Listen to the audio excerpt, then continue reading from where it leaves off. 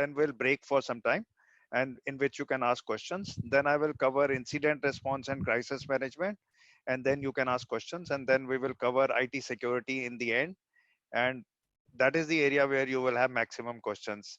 So we'll try and complete this in the next 1 hour and 15 minutes, so that we can have 15 minutes question and answer session in the end. So as far as the BCM is business continuity management. So as far as the overview is concerned, most companies want to establish this to ensure governance, and they also want to identify all the critical business services which they have, so that during crisis they can recover those services and make sure that the critical aspects, like whatever are the revenue generating areas, they can continue with those. So the whole exercise revolves around identifying all the critical business services, and then ensuring that during a crisis scenario, we can build a good business continuity program around those critical services. So in my organization, we have set up, since it's a very large organization, we have 78 business services, and we have 119 offices spread across 50 countries and 90 cities. So it's a very large program, and this is broken up into 5 major areas. So this is something which I'm just sharing you from my experience, but I'm sure if in case an organization is small, they can do this exercise say within 6 months. If in case it's a medium organization, then about a year. But if in case it's a large organization, it would take you more time to set up everything, because you will have to do all the site risk assessments, you will have to do the service risk assessment, the IT risk assessment. So all those things, they take time. And the business impact assessment, identifying the RTO and ensuring that you are covering those RTOs in those businesses, that is very important. So when you start this program, you do a gap analysis. So you can take up the ISO 22301 standard, and against the 7 mandatory clauses, clause 4 to clause 10, you can do a gap analysis, so that you know which are the critical areas and which are the weak areas. So whichever are the weak areas, you can then establish that in a much better way. Then the second phase is documentation. So as you know, none of the frameworks can work without a proper documentation. So you have to do the complete documentation, define the business continuity policy, you can develop various standards and all. So we have close to 20 standards which we have written down. And then you start with a pilot testing. So you can pick up some business services and some sites, and then you can do pilot on those. The fourth area which I have written is a very important area. You cannot, if in case it's a large organization, you cannot maintain everything manually. So you cannot have hundreds of Excel sheets, and then whenever a site goes down, you go through all the sheets related to that site. There are say 40 business processes which are running from there. Then you see where all they can be run from, whichever are, especially whichever are the critical processes. So you need an automation tool. So in this presentation, I will also show you the automation tool, how you evaluate that. And then the last one is you do the end-to-end BCM implementation. So this implementation you can do through the tool. So once you have implemented the tool, it becomes easier to implement it through the tool. Now this is how I would typically define the scope of the complete program. So you select a project sponsor and define a steering committee. Then you define the budgets, select a team, and then if in case it's a big organization, you can also pick up an implementation partner. So in our case, we could have picked up our own Boston Consulting Group, Platinian, which is implementation partner. But then we decided to go with EY for our company. Then you do gap analysis against clause 4 to clause 10. Then you do the documentation, define pilot, manually prepare all the pilot documents, select automation tool. then implement the tool, train the employees on the tool, and then carry out the end-to-end process. And then once all this exercise is complete, then you can also do the simulation exercises. And most of these tools, they also have mobile capability. So the best part of mobile capability is that you don't have to run these uh, through laptops and all. So everyone carries his mobile, so you can push all the plans to the mobile, and then they can work even in offline mode. And whenever you have a crisis, you can assign tasks to the people, and once they complete the task, it moves to the next person. So it becomes very easy when you do the complete exercise during crisis through a mobile. So these are the components. It starts with people, then processes, and then sites, as well as the technology failure. So whenever we talk of business continuity, we talk of business continuity and disaster recovery. So business continuity is all the dark green ones, and disaster recovery is primarily the technology area, the IT infrastructure, applications, and all. So that's how this whole business continuity management program is set up. Now, when it comes to doing various exercises and all, so what we do is, so I'm typically talking about one of the services. So when you are doing the pilot with the services, you have to tell them that this is the service which we are going to cover. You have to schedule meetings. You provide them all the pre-read material. Then you have meetings, and I mean, you used to travel also, but I don't know when this will be lifted and we'll be able to travel. So if in case the project is running from multi locations, you will need to travel also and make sure that this can be recovered during crisis from various other offices. Then you do the company communication and stakeholder engagement. And the most important part is you carry out the business impact analysis and threat assessment. So in ours, this thing we have 62 threats, including pandemic, war, etc. So all those threats we evaluate. So we define them as physical, cyber, and various other types of threats, and then we evaluate those. Then we do a physical security assessment and the service risk assessment. Now, when I'm talking about the service risk assessment, it also involves IT risk assessment. So we prepare a document called failure modes and effects analysis. So whichever IT applications or infrastructure or other services are involved for that service, we evaluate those as well.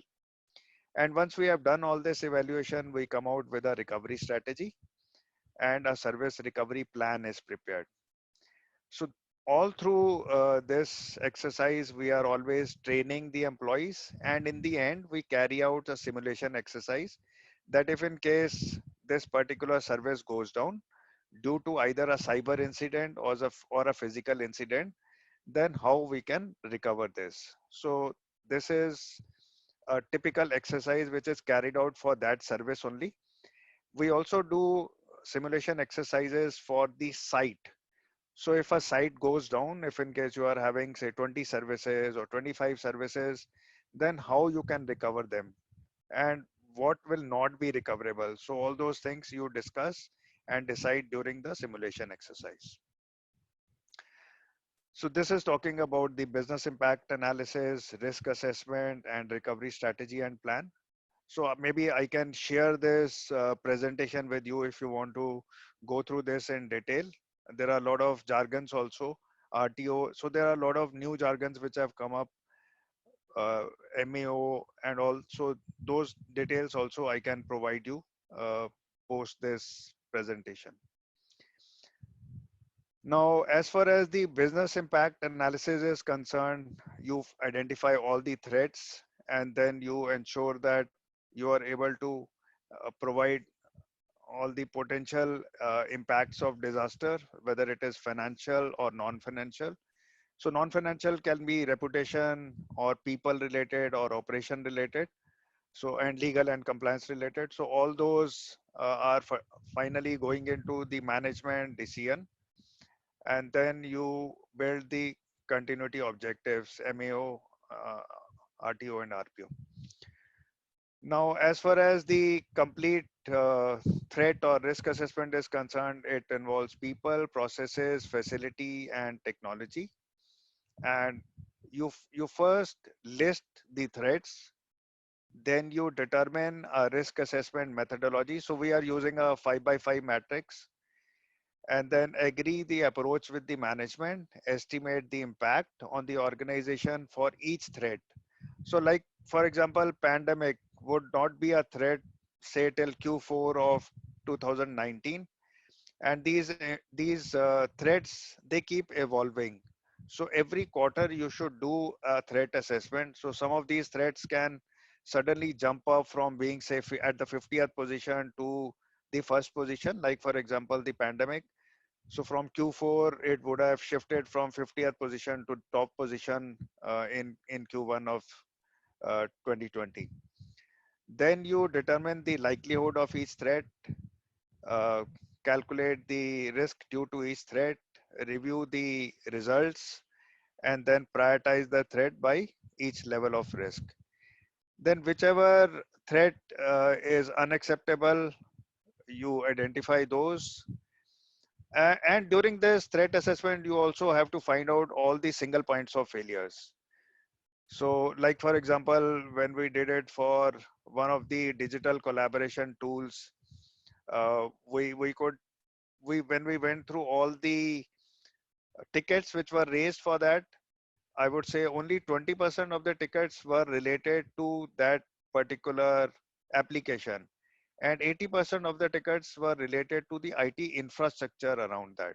So it is very important that you carry out the uh, this risk assessment of the complete IT infrastructure, and then of course you do the risk treatment. This is like, I've prepared a short, I would say, the team requirement. It would vary from company to company. Now, this is how things work out when everything is business as usual. So you have a leadership team, then you have a steering committee, then there is a business continuity management team, which takes care of all the documentation and all. So this is where you are building all the, you are writing down the incident response teams, and then you are writing the crisis management and other plans and documents. So with all these teams, you write down all the documents, and this is how it typically works out when there is an incident. So these same teams, which were below, they convert into a damage assessment team, operation recovery team, and of course, when the recovery is happening, there are some people who are giving support to these recovery teams, which is primarily people from IT, admin, and HR. And of course, all the approvals are given by finance because you may have to do some procurements and all. Rajiv, Yeah, if you can use the pointer where you are actually discussing so that it will help our participant to know that where we discuss. Yeah, thank you. sure, sure. Okay. So as far as the key activities are concerned, it starts with service information survey, then you do BIA, then you do risk assessments, then recovery options are discussed, inputs on service recovery plans, and then you support the automation part.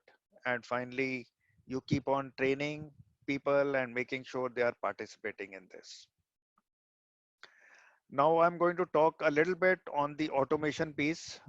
So small organizations, they need not go for this automation, but I would say the medium and bigger organization, they should make sure that they are automating this process. Otherwise, it would be difficult to manage without the tool. So you define the context of the organization, then the governance and framework. Then of course you do BIA and risk assessment, crisis and emergency management, continuity strategy and plan development, training and implementation. So all the things which we discussed, this all you can put through the tool itself now. So that is the advantage. All the automation tools have all these functionalities. So whatever you do manually can all be put in the tool. Now the advantages of the tool is you stay informed, you are able to ensure minimization of potential errors. You get organized because everything is now in the tool. So I can tell you about some of these tools. They can even show the, like for example, the current pandemic.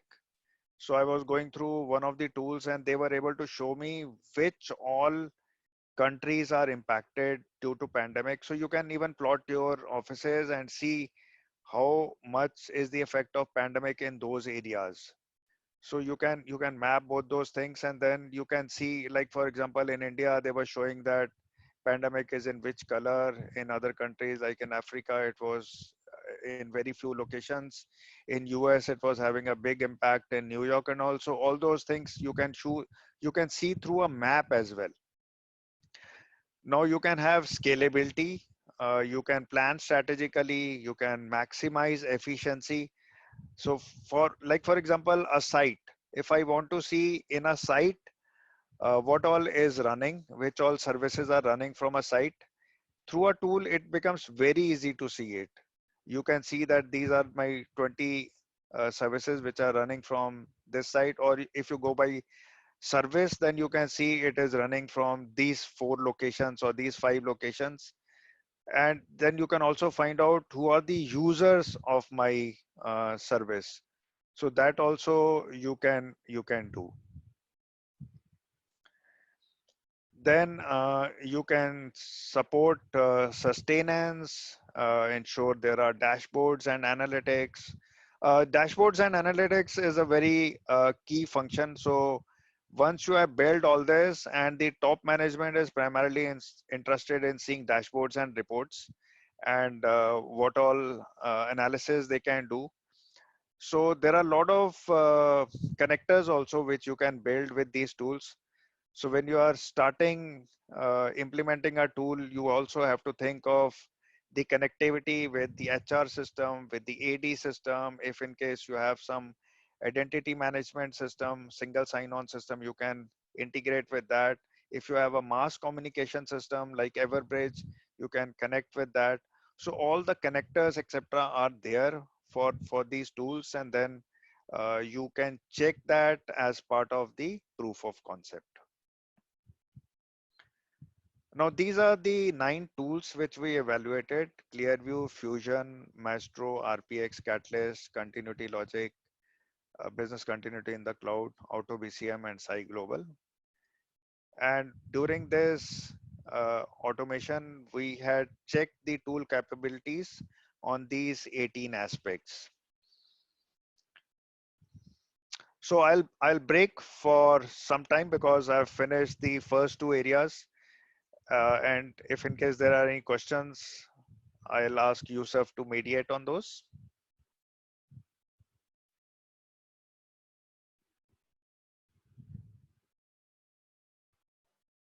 Any questions from anyone?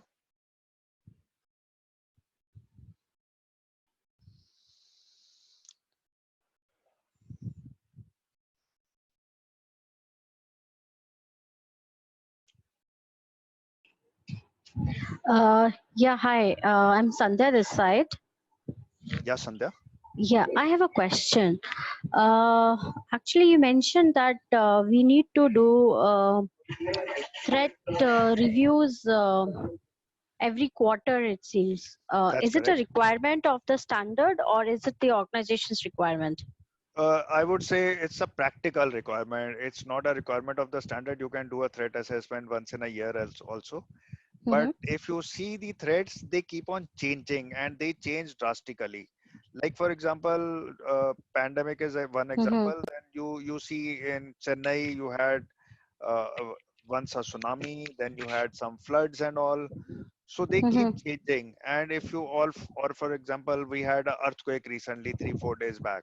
So Mm-hmm. I'll tell you, when I was working with Innodata, we had done a threat assessment, and when we were doing the threat assessment, uh, we had done it with 200 people, and at that time there was a big earthquake which jolted Philippines, and all the people in Philippines, they had put earthquake as the topmost threat.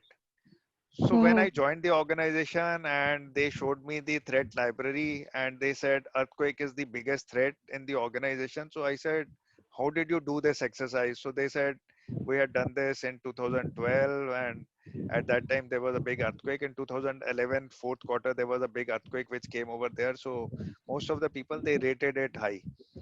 So then I said, no, I mean, it's no longer a big threat because it happened once, but then, so I mean, it changes as far as the threat is concerned.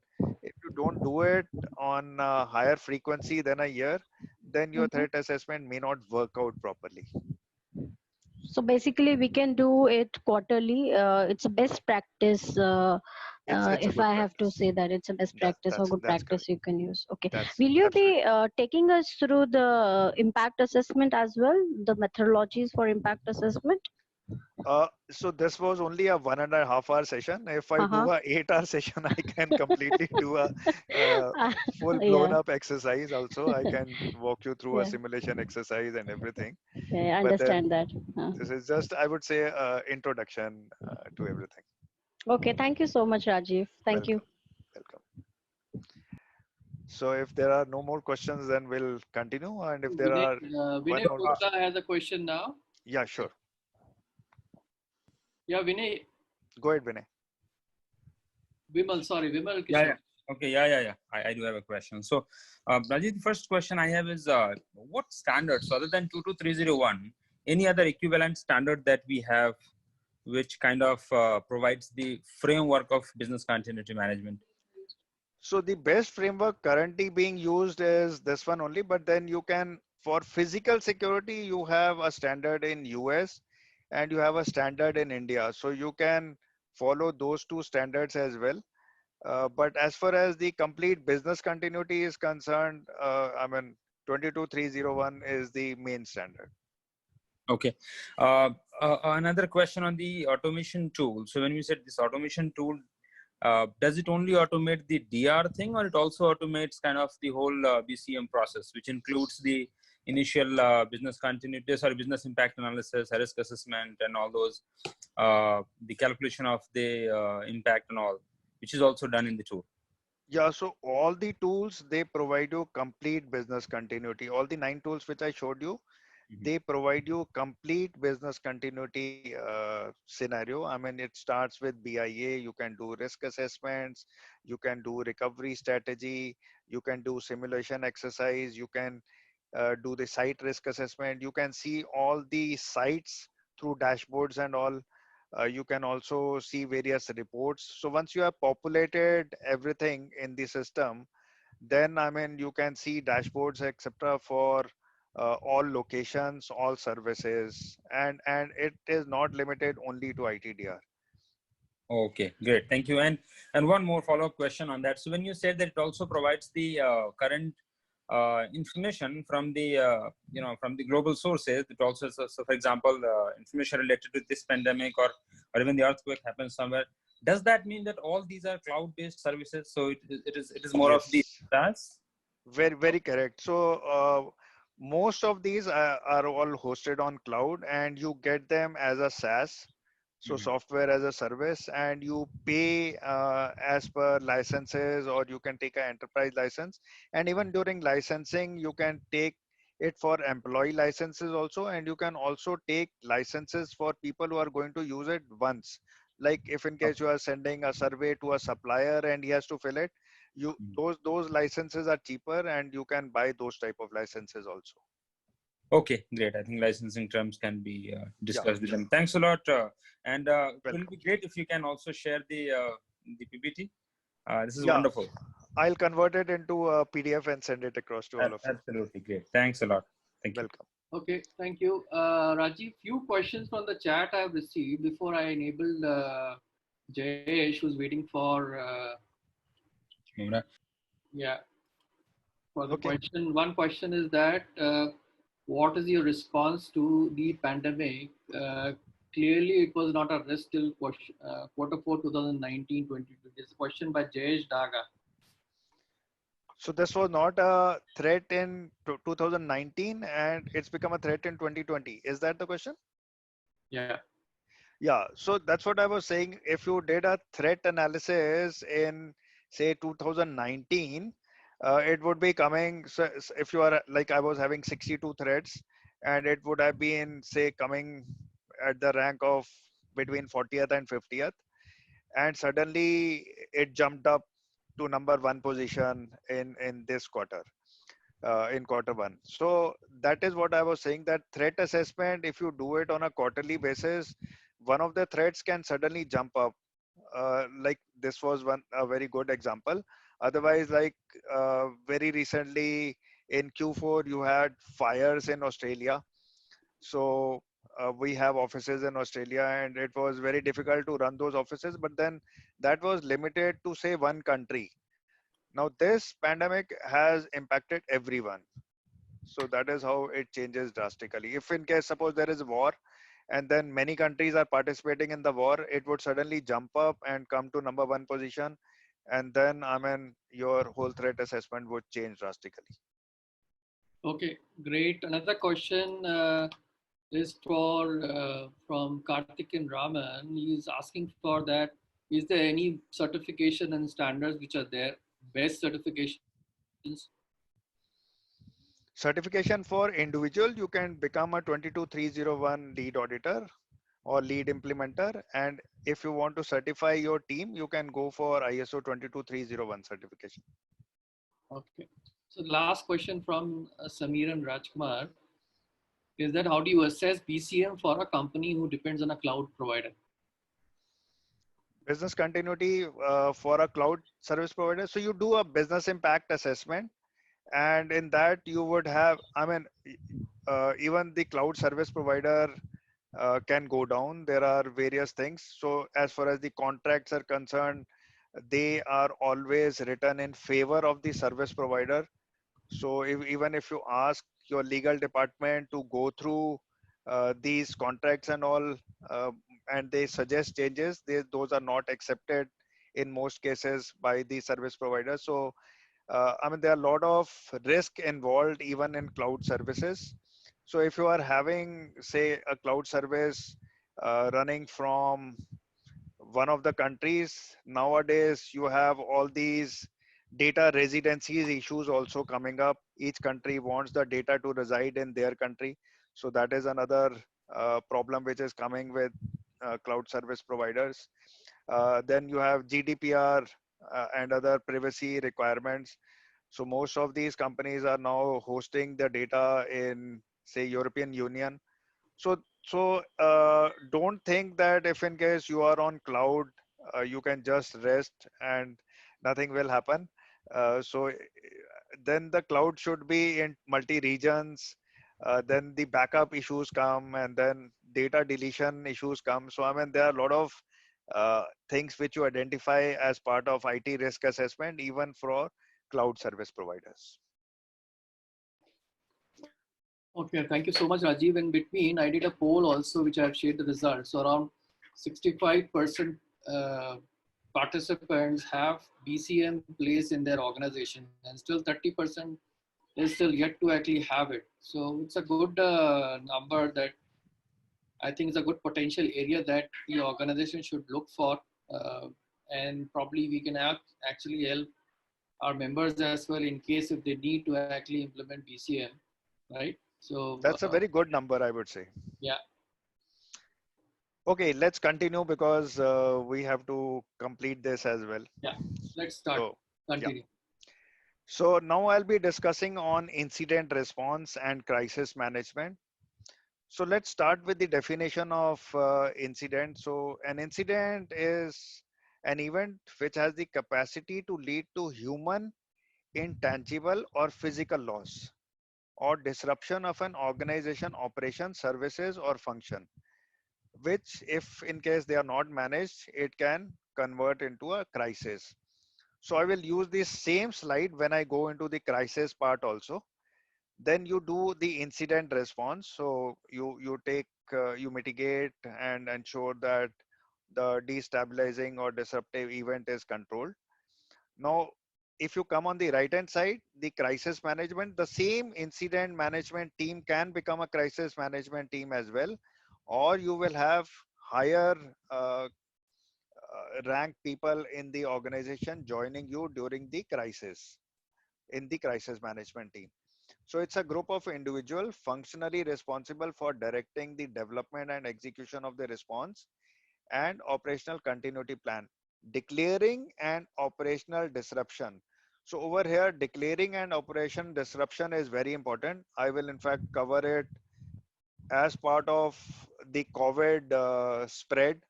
So when I do the crisis management, I'll cover this, the delay part in the declaration of operational disruption, that I will show it to you. Then the crisis situation and providing direction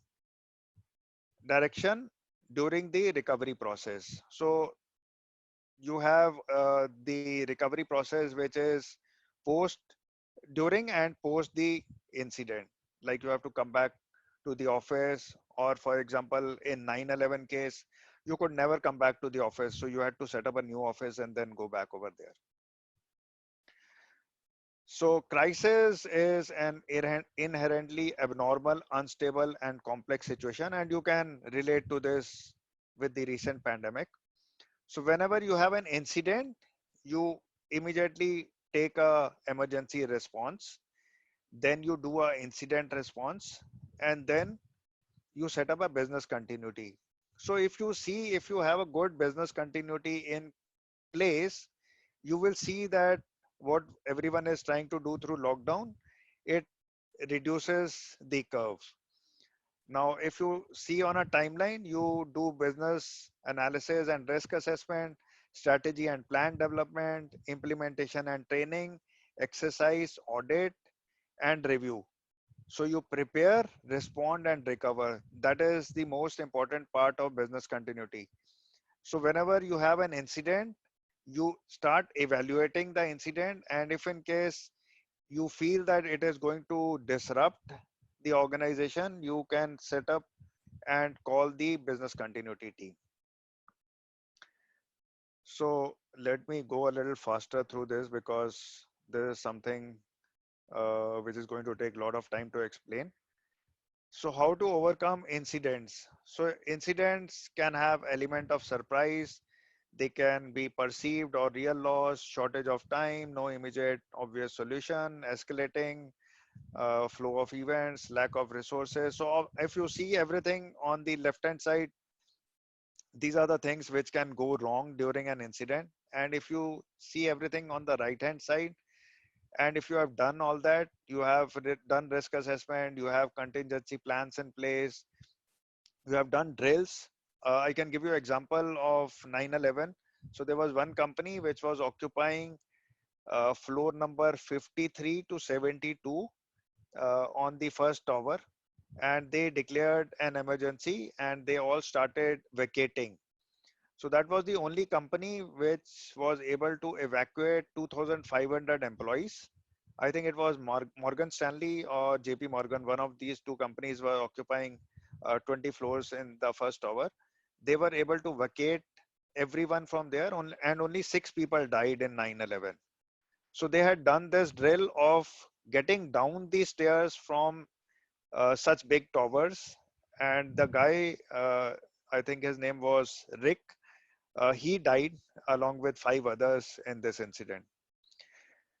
So you isolate the problem, and then you ensure that everyone is assigned a role and they know how to do this role. So if you have done these exercises and all those things, they help. Then scenario planning and training and stakeholder management. The biggest problem which happens is in communication, because all your customers would start asking you many questions. How, like currently also everyone would be asked how you are handling the pandemic, what is the business continuity, how are you going to ensure that our work is done. So all those questions come up from clients. Now this is the main crux of the incident response. Let me make sure that I cover it in 10 minutes. So it starts with imperative. In this, what are we trying to protect in an incident? So we are protecting people, operations, assets, reputation, and stakeholders. And then we want to ensure that we diminish or reduce the outcome through good controls. Now, this is an example of the teams which you will set up, which you had already seen. If you will see in this slide, I've also covered on the left hand side and on the right hand side. Over here, you can see the internal crisis support teams. So these are the teams which you require for the internal crisis support. And these are the teams which you will need for the external part. So you can have like incident retainer support. So this would be more required if in case you have a sexual harassment type of a case. So you will need a person to come in from outside who is going to handle this. Now this is information and communication technology provider. So all these incidents, you need these service providers to ensure help to you. If in case, for example, the lease line is not working, then you need multiple lease line operations and all. So these are law enforcement, vendors, insurance risk, if in case you want to transfer the risk and all, and communication, of course, that is the most important because if in case, like for example, in your company, there is a guy who was suffering from COVID-19 and he goes to a client office or he comes to the office, he may infect other people and then the media and all will come. So who will handle media and all that communication is very important. The next is forum. Forum means crisis room or war room from where you handle everything. So I'm just showing you an example of Facebook. So this is the crisis room for Facebook. In the crisis room or war room, whatever you may call it, you need phone lines, you need internet connectivity, video conferencing, whiteboards, flip charts. You need access, interoperability with teams and all. Like for example, in the current scenario, we were working with team A and team B concept during the pandemic initial break. So we had divided each team into two parts, and 1 week one part of the team was supposed to come and the other half of the team was supposed to come in the next week. So like team A would come in say third week of March, team B would come in the fourth week of March. Then of course there was a lockdown and everyone went home. Accessibility of plans, resiliency of communication, alternatives and all. If in case you need to jam, you have to have a jammer and all those things. So I mean, it would depend on how big is the organization and how many operations you want to protect during the crisis. And then plan. This is the most important part. It would take some 4-5 slides. The plan should be clear, concise, current and communicated. So current means that, I mean, it should not be like you had developed it 3-4 years back. No one ever updated it. When I mean, a threat materializes, it may be having names and phone numbers of people who have already left the company. So this is very important that it is current, communicated to all the people, and they should have read it and they should be aware of it. So that's why the mobile, when I was talking that when you have implemented a tool and it has connectivity with mobile, this communication piece becomes very easy because you can assign task and they can complete the task and send it back to the person who had sent the task or move it to the next person to do the next task. Now, components of a incident response plan. So there is something called a OODA loop. Let me just show it to you. So this is the OODA loop. You observe, you orient, decide and act. So this is the complete process of ensuring that the incident response is handled. There is another way of handling it is also there, which is called SODA, scan, orient, decide and act, which is you scan. So systematically scan the environment for opportunities and risk. Then you develop a strategic perspective. So these are all ways of defining your incident response plan. Then you decide a strategy and that translate that strategy into priority actions. So I'm just showing you these various options because some company may be using one, the other may be using the other one. So you should not get confused. So I'm just showing you 2-3 types of incident response plans which are there. Then the next one is you notify and assess, then you convene, analyze, plan, and execute. So more or less the activities are quite similar, but then when you compare these plans with other companies, they may have followed one of these options. Now, as far as the information is concerned, you put all the inputs into the incident response team central information management system, and then you will get output, which will be a coherent plan. Tasks are executed and monitored comprehensively, and they are consistent, and all the stakeholders are receiving the same information. That is, the last one is the most difficult part, because a team who is working on the incident response, they may send different responses to the management. So someone may be hearing something from the team. So that's why it's very important that you have only one system which is running everything. All the logs, etc., are maintained. The information is consistent, and then it is spread, uh, preferably by one person. But if not by one person, then all the people who are part of incident response team, they can then send that information to the relevant stakeholders in their teams. Then the information, it should be provided to the internal stakeholders, whether they are in country, whether they are affected, unaffected, whether it is cross office staff, local residents. So I mean, these are the various types of employees. And then of course the external stakeholders, which involves clients, regulators, etc., etc. Now this is how you experience an incident response. So if you have done training at least once per year, and you are focusing on addressing the critical risk, be realistic, encourage the incident response team to think and interact, include various alternatives. If you have done this training well, you can handle an incident well. And if in case you don't do all this, then the second option is do it for real, and that will be pretty chaotic. So if you see the last line, it is better to train and be prepared than learn it the hard way.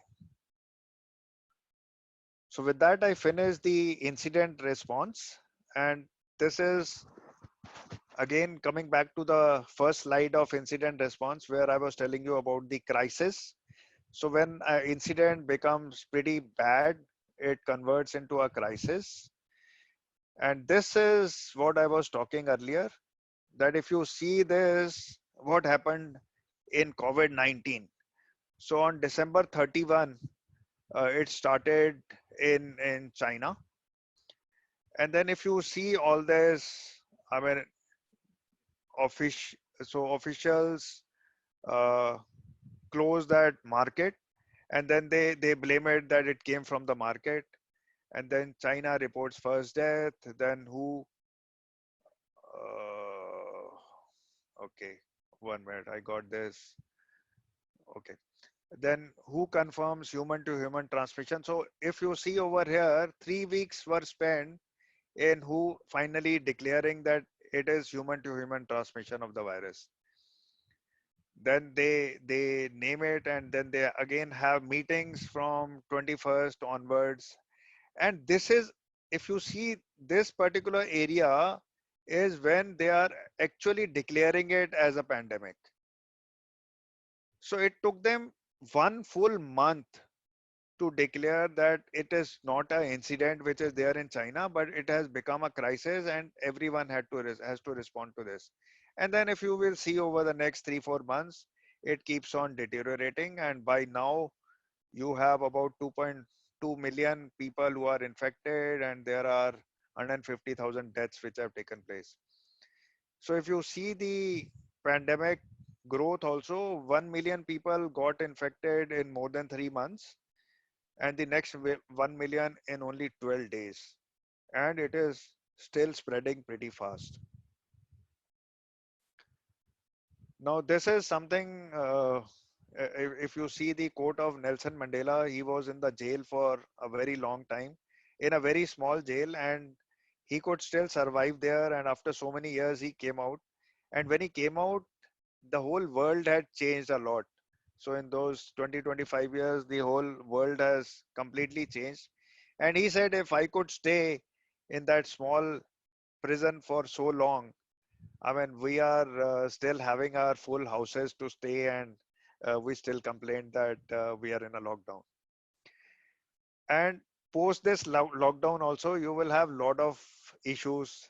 So, I mean, resumption of offices. This is something which takes a lot of time of mine discussing this with, say, the India team, then the Asia Pacific team, and then the worldwide teams. I mean, everyone is getting anxious to go back to office. So post lockdown, how we'll open the offices and all. I think I must have had more than 50 such meetings over the last 2 weeks. Then you also have to adhere to the local government mandates. Like for example, in Gurgaon, there were 9 areas which were called hotspots, and yesterday they have reduced it to 6. In Noida, like for example, where I stay, there were 22 hotspots, and now there are 27, including my sector, which has been called a hotspot now. So continue to engage and deliver value to clients. This is something which has to go on. I mean, every company has to ensure that their business is running and they are earning the revenues. Minimize risk to employees' health and well-being, which is the most important part. Maintain contact tracing and quarantine protocols. Good corporate citizenship, and then of course establish simple, easy to understand guidelines. Then at country level, you have to ensure that epidemiological indicators, social indicators, economic indicators, and movement indicators, they are well controlled. Just to give you an example, the government of India with Prime Minister office, all the plans, etc., which are being made and which are being disseminated, they are all being done by Boston Consulting Group. And this is how you want to evolve from a current state to a desired state. So in the current state, I mean, if you see, there is rapid growth. Uh, the health systems are overwhelmed. There is widespread social distancing. Lockdown is there. 1/3 of the world population is currently in a lockdown state. Significant impact, government mandated business closure, schools, etc. Everything is closed, and this is going to be at least the same way till September. That is what is what people are thinking at this time, and this is the desired state where you all want to be free and enjoy the same life as you used to enjoy earlier. And at an organization level, so I've just listed down some areas. So as far as the location access is concerned, office location is currently inaccessible. Access, so once you allow access, also you allow only for skeleton operation teams. That's what I have recommended to all our offices. Then you leverage mass communication application to confirm employee well-being. That is very important. Like we use Everbridge and all. Then hygiene, you have to make sure that you do deep cleaning and disinfection and place all these sanitizers. Hand sanitizers are available everywhere. You can also have those wipes kept in the offices so that they can clean their hands and all. Then I mean, I would say the communication can still be done through remote, the way we are currently doing it. Face-to-face events and all, I don't think over the next 6 months anything of that sort will happen. And then supplier consideration, try to I mean, this is what is being discussed, that most companies will still allow their employees, but they will be little reluctant to take suppliers because employees are still going to divulge their information, but suppliers coming to office may not give all the information. Like for example, the current scene which happened in Malviya Nagar by that pizza delivery boy. So he used to pick up Mojo Pizza, and then he was in Zomato and he used to go there. So 72 houses are in quarantine state now. So post-crisis scenario, aviation, there will be a lot of travel restrictions, local office mode of operation will be different. There will be a lot of supplier related restrictions. For staff also, there will be, I mean, masks and all those things will be made compulsory. And there would be a lot of advisories coming from government, WHO, and your local bodies. So I finished the second part. So over to you, Yusuf, for maybe 2-3 questions before I do the last session. We have Sagar Gupta. Sagar, your question? Hi Rajiv, hope you're doing well. Yeah, Sagar. First of all, thank you for a great session. My question is particularly related to the crisis management plan. So in scenario like this, in which we have multiple directives coming out from multiple countries, and even within a country, different states are taking different courses for managing this pandemic. So in that case, how do you keep a track of all the legal updates and guidelines coming from so many agencies, and particularly talking about a big company with multiple offices across say 20, 20, 30, 40 countries. So how do you keep a track to maintain to be on the right side of the guidelines also, but at the same time ensuring that you are carrying out your businesses also? So Excellent question. I mean, currently in our team, we are having about 4 guys doing this. They are getting feeds from all the countries, and they are then doing the analysis of each and every country. And then we have big Excel trackers in which we are handling all this. And then on uh, twice a week basis, we have all the international calls.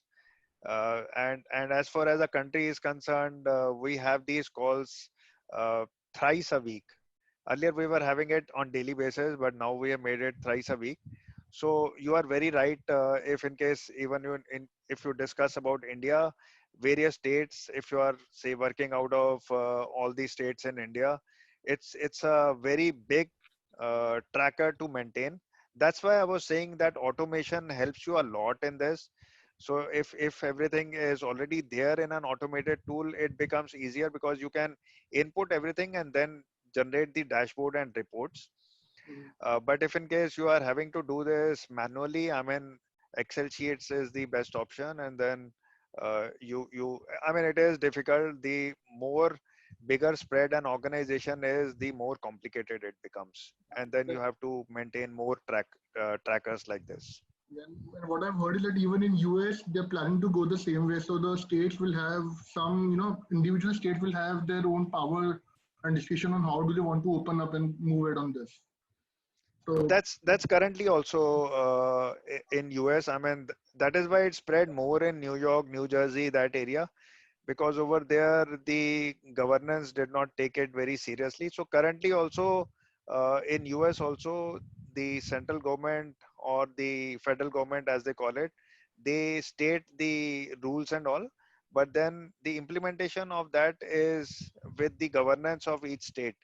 And they some of these governance had been a little lenient, as a result of which it spread. And that's why, so over there the state government can overrule the federal government laws as well. So that is another problem. That is why the condition of US became so serious. thank you. Thanks, Rajiv. Yeah, one more question maybe. So there's one question from Manikant. Is there any automation tool which you can suggest for small and medium business enterprises and MSME where offices are across pan India? Okay, so I can suggest Clearview. That's a good one.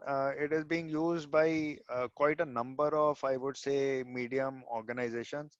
I don't want to say one name as such, but then I have recently done a complete POC evaluation of that. It's easy to configure, and within a 1 month you can configure it. So I would suggest that as a good tool, but then there are other tools also. It would be best you take the Gartner report, and then you can pick up some tools from there, and then you can start evaluating those tools on the parameters which you want. So I had shown you 18 parameters. You can use those 18 parameters and evaluate tools picked up from the Gartner report, and then you see what best suits you. It would be very important how much budget you have, and when once you have done a discussion with them, they can tell you how the licensing would work. It's a little complicated as far as the licensing is concerned. They would ask you how many offices you have, how many employees you have, etc., etc. So they put it in a tool of their own, and then they will come out with the licensing agreement and the charges and all the financials related to that. So it would be better you evaluate it on your own on those 18 parameters. If you ask me, I like Clearview. It's easy to implement for a medium organization, and if in case it's a bigger organization, Fusion is a good tool. It's little difficult to configure initially, but then it has a lot of functionalities.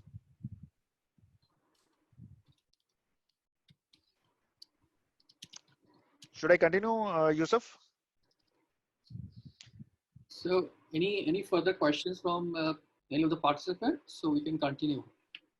So in between, I also took a poll, Rajiv, on the standards that have been used, which is most popular is the 22301. So around 49% of participants actually have already implemented 22301, and 36% says that they're yet not implemented 22301. So my question is that how do we align certain good practices? We know that we have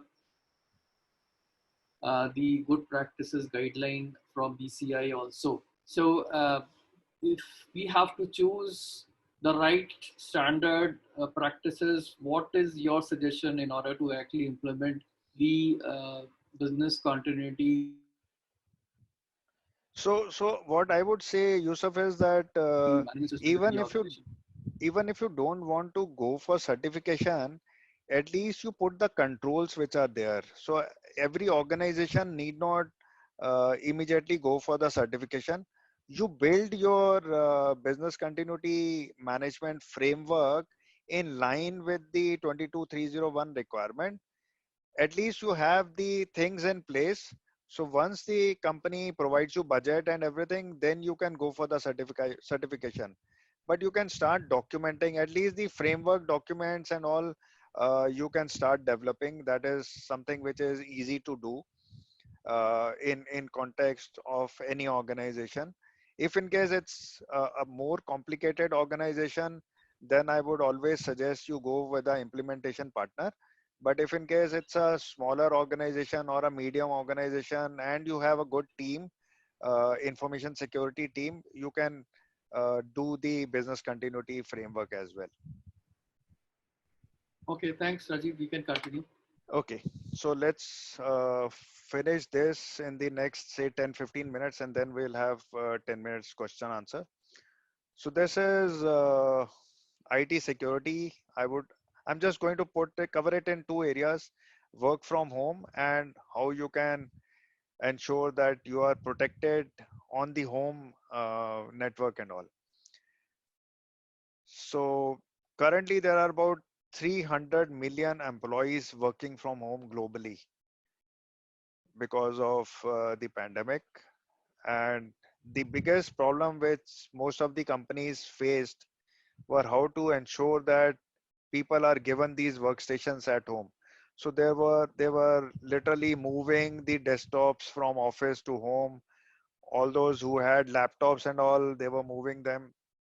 There were a lot of security issues, DLP, multi-factor authentication, etc., etc. So I'm sure all of you face that, and you are all experts in your area. Maybe uh, at least better than me, uh, as far as setting up all these controls are concerned. So I'll just cover it in two slides. That you must secure the devices, so you can ensure there is endpoint security. You can even capture all the MAC addresses. I mean, there is something which most of the organization already do. Then encrypt and install firewalls on all devices. Connectivity you should ensure through VPN with multi-factor or at least two-factor authentication. Establish protocols for remote workers to authenticate each other.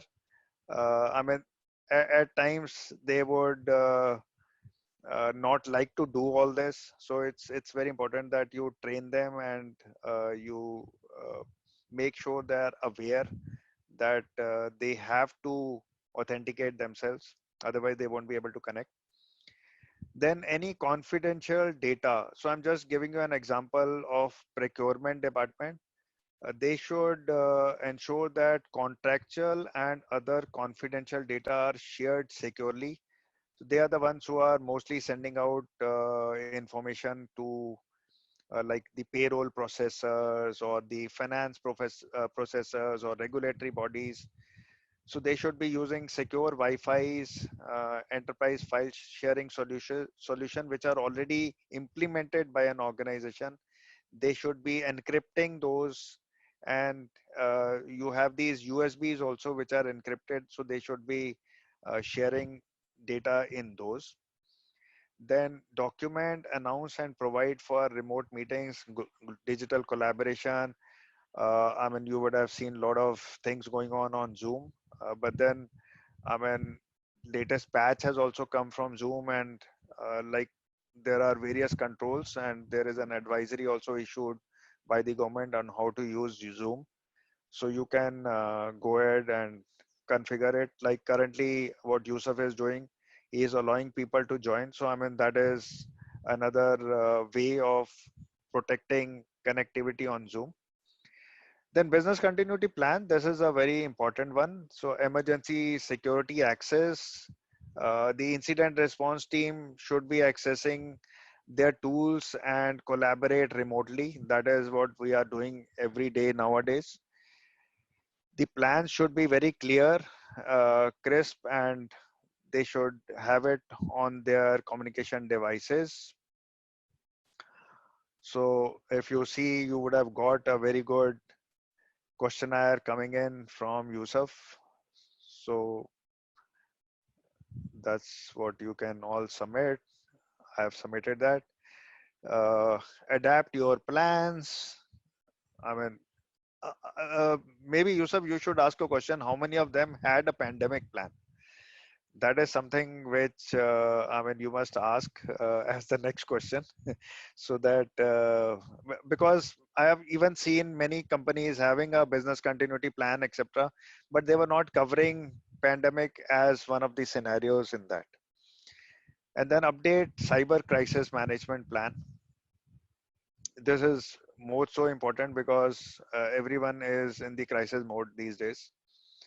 Cyber risk. So if you see, the attacks are taking place more on the higher executive, the C-suite executives of the company. They are not only targeting them, they are also targeting their families. They are targeting their executive assistants also. So I have seen such attacks increase to a great extent in my previous organization as well as this organization. There are a lot of phishing attacks which are taking place.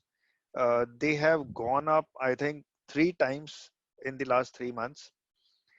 Then secure access to all the company systems through VPN. You can use all the 3 types of VPNs. You can use the site-to-site VPN, which you can set up between the 2 firewalls, and then you can also use the individual VPNs. Intranet and extranet are the 2 types of VPN other than the individual VPNs.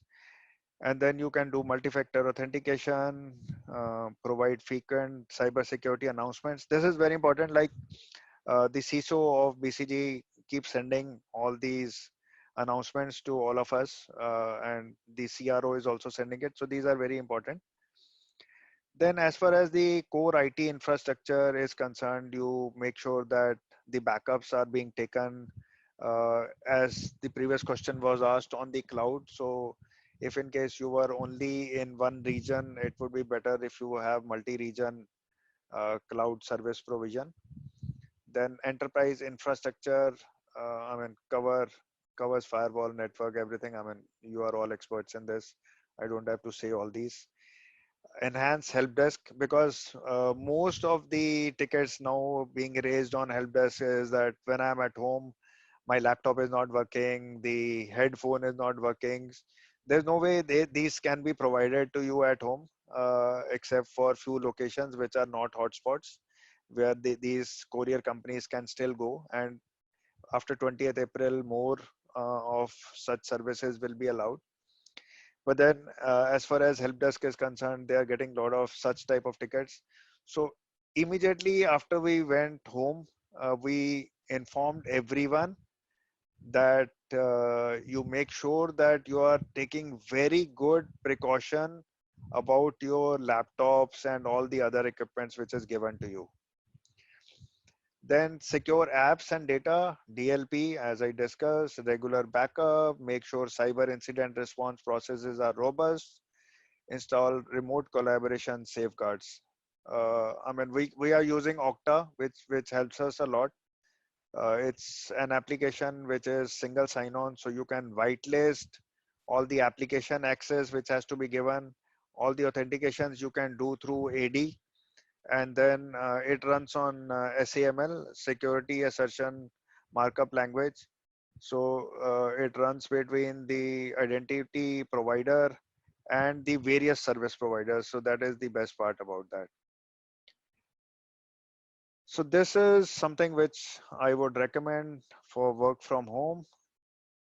And then this is on the home security.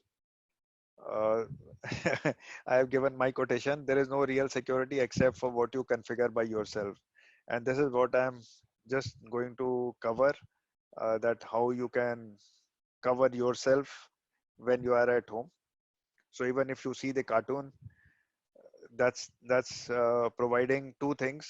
She is making sure that they are at a 6 feet distance, and she will build a complete wall.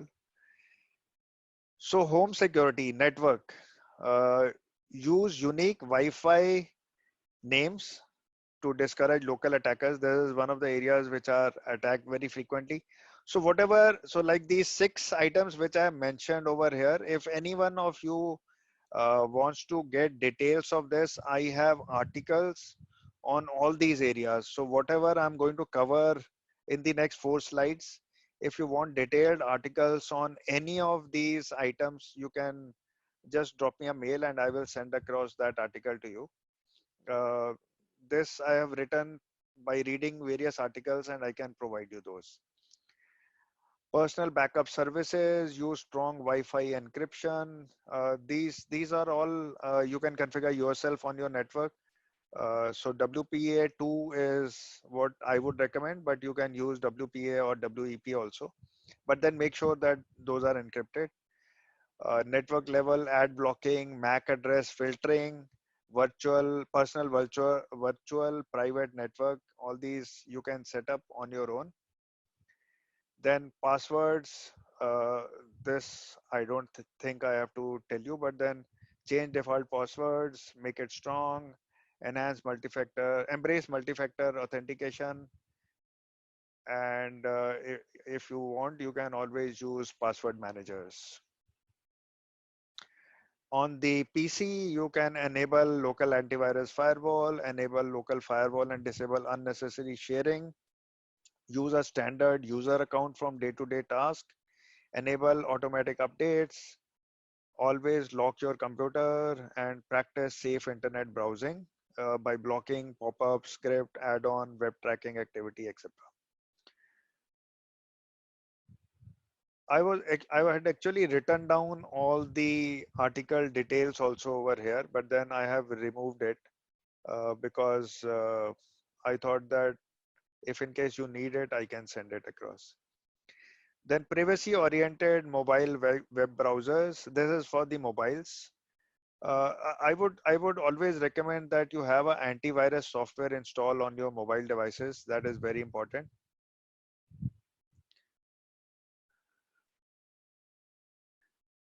Secure messaging up to date. So make sure that all the softwares are updated, be it iOS or Android phones or any of the applications. So whenever any problem occurs, they release a security patch and you must implement it at the earliest. Disable unused radios. So don't keep your Wi-Fi, Bluetooth, NFC, etc. On. Uh, One, it prevents your battery life if you keep it closed, and second, it also prevents unnecessary connections to your phones. Use strong password and utilize VPN. So that's all, I think, from my side. Over to you, Yusuf. We have some time for questions. 10 minutes. Yeah, Rajiv.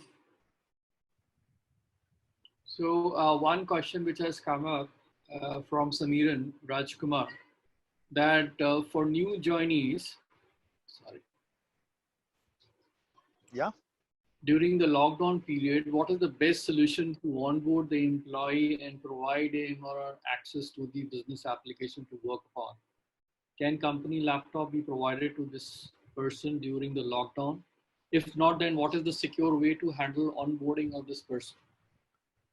A good question. So we had the same dilemma. We had about 14 resources joining on 6th April, and we could not provide them laptops at that time. So just to tell you, in Gurgaon, I think there were all the ITES companies were allowed to provide all these desktop, and they are still being provided.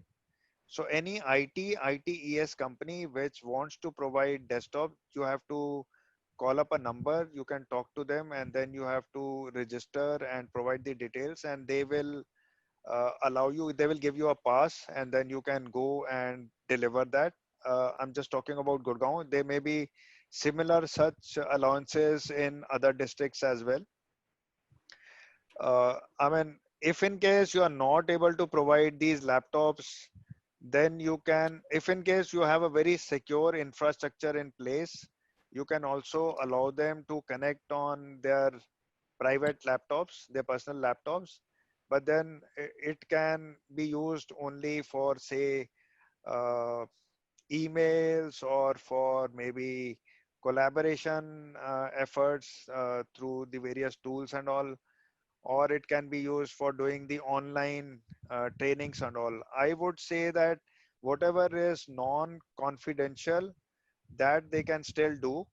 But then if in case you have anything confidential, because when a person is joining, there is not so much activity in the first, say, 1 month or so, which is very confidential to the organization.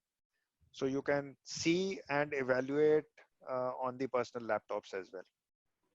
So very interesting poll that we did, that how many actually users are allowed to actually access VPN over personal laptop. So very interestingly, actually 46% and 47% equal weightage. Companies are allowing remote access through personal laptop. So which means that more burden over the security folks to ensure that the data is protected, right? The controls are laid down, right? And the relevant monitoring is done. So how to, but there are certain organizations which actually not able to decide whether they want to give it the VPN access, the clients, because which comes with a lot of vulnerabilities, right? Along with. So Yusuf, I mean, if Rajiv, you there? organization, yeah, can you hear me? Yeah. So if organizations are well prepared before, I mean, it became easier for them. But those companies which scampered at the last moment, I know one company which was moving all the desktops and all in the last week. and then they ran short of desktops. So then they had to take them on rent and also. I mean, many companies, they went through a lot of issues, and then making sure that you have imaged the laptop or desktop as per the company policy, that became a big issue.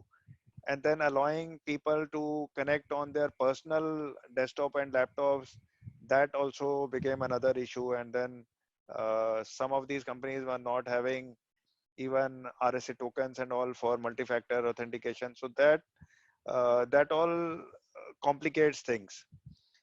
So VPNs, multi-factor authentication, those are some things which are a must during such scenarios. Any other question, Yusuf? So, so one question which has come up that for the new joinees, there's a question from Amit Divan. What about the background verification of the new joiners during this pandemic situation?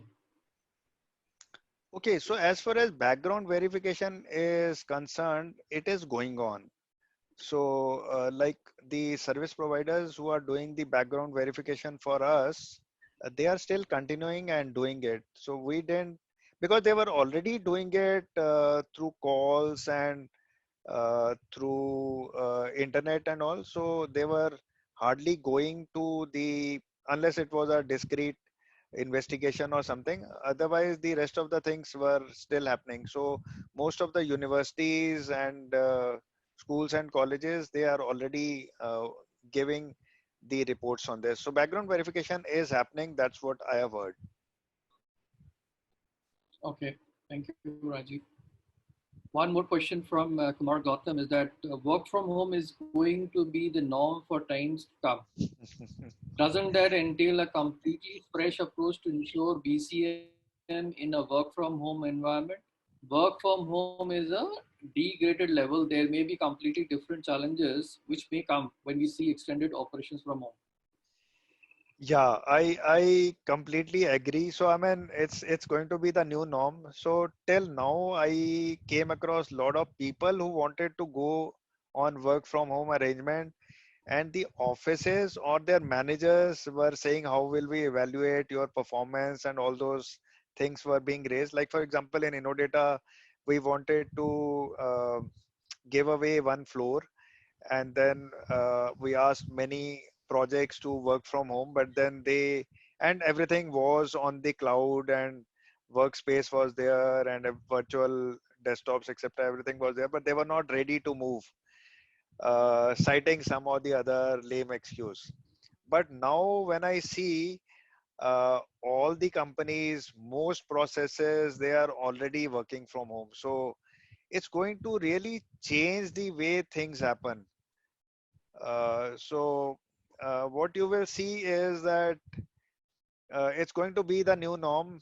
All those departments which could work from home, the companies are going to push them into working from home, because the cost of the office is quite high, and if they can reduce that, that will be a big plus for any organization.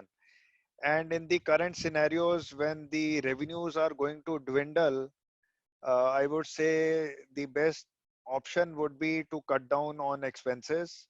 And if companies can cut down on the office expenses, that is actually going to be the new norm. To answer your question, it was an excellent question, and that is a dilemma being faced by many organizations. Yeah.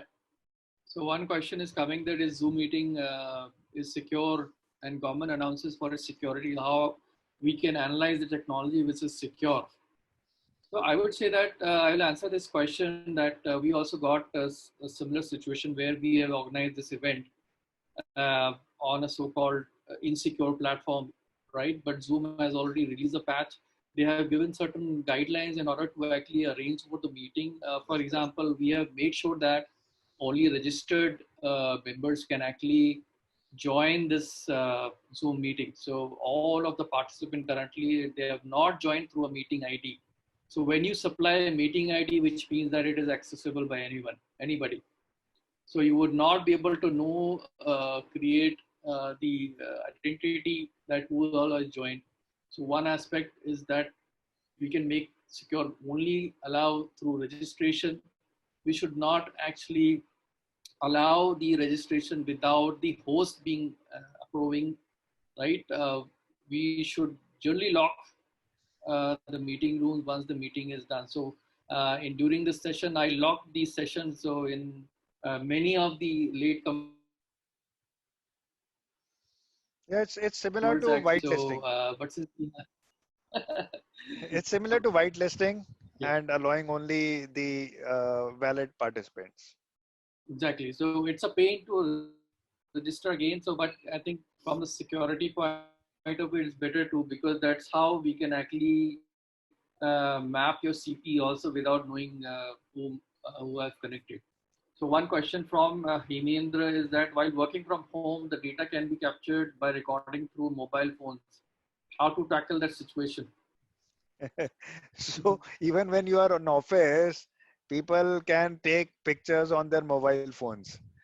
So I mean, if you see the risk which existed in office are existing at home also. In office, the only thing was that they were little reluctant to do that because they could be caught.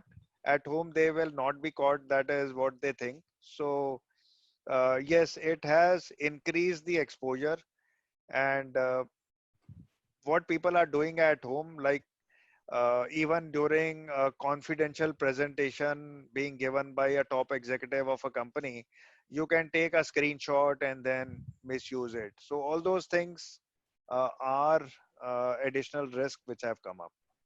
Yeah, in between, I took a poll that on your question that how many have actually placed pandemic plan. So still 28% See, have yet not placed. So it's a concern that any organization will have without having a plan in order to address such kind of natural calamity and all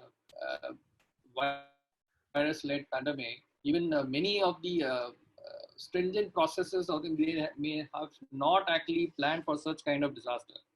Wherein actually people were only 2 to 3 people or 10, 20 people are accessing VPN. Now the entire organization want to actually access through VPN. So it's a tremendous amount of burden that the IT team have in order to provision those VPN access and that too in a controlled fashion, right? So it's tremendous challenges, and that is should be part of your pandemic plan, Rajiv.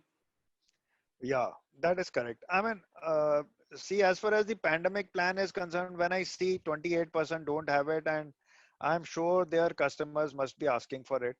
So it is important that they build this. It's not a very difficult one to make. I mean, I can send the formats and all if in case someone wants to build a pandemic plan.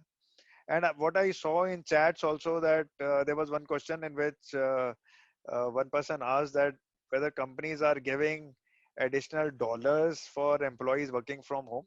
I think that is Yeah. something which earlier companies were giving, but now it is a must. I mean,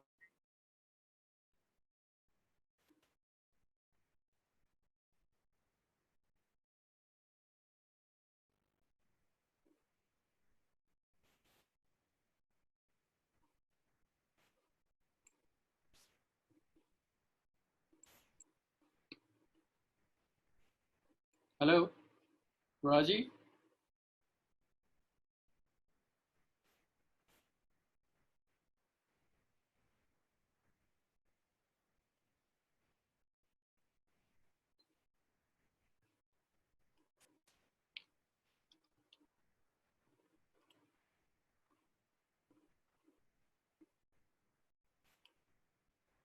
Hello, Rajiv. You there? yeah, okay. I was, I think it was on mute. So Okay.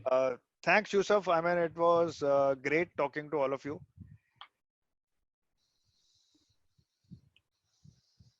And I look forward to more of such sessions.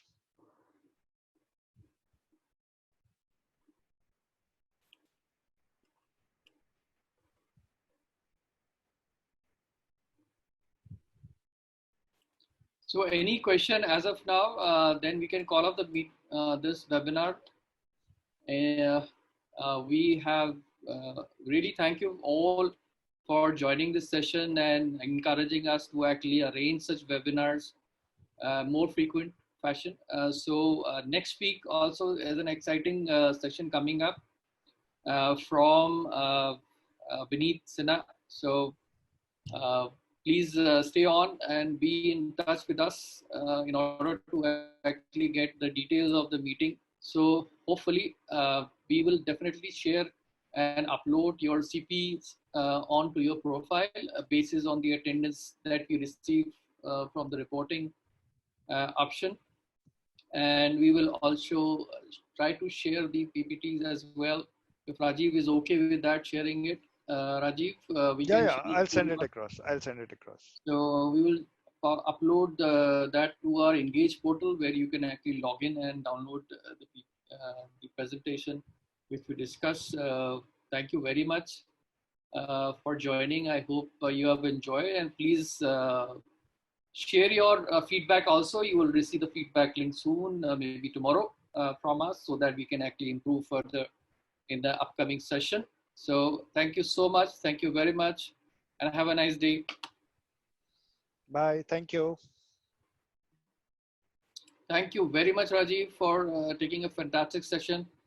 I'm sure that many more would be coming from your side, and share your experience, tremendous amount of experience in this area to all our members, right? So thank you so much, Rajiv, for taking this session for the Yeah, members. last month I was supposed to do a session on ERM. Anyway, I will do it later on. This was more relevant, so I took it today. Yes, yes, exactly. Okay. Thank Thank you. you Bye. so much, Rajiv. Thank you. Bye. Bye, everyone.